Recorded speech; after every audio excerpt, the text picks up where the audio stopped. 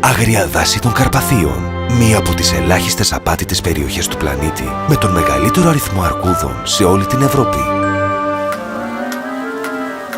Μεγαλειότατε, από την πηγή σας αναβλύζει το μόνο νερό στον κόσμο χωρίς νητρικά. Να και τα τεστ.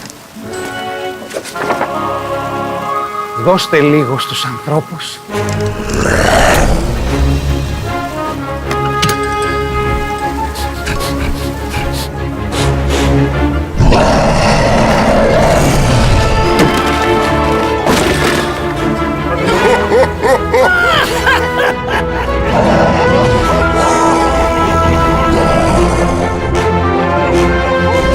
Εσείς!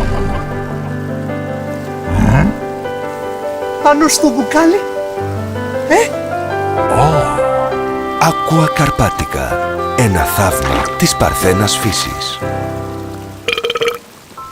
Γιατί το φυσικό ανθρακούχο δεν είναι ντροπή. Aqua Carpatica.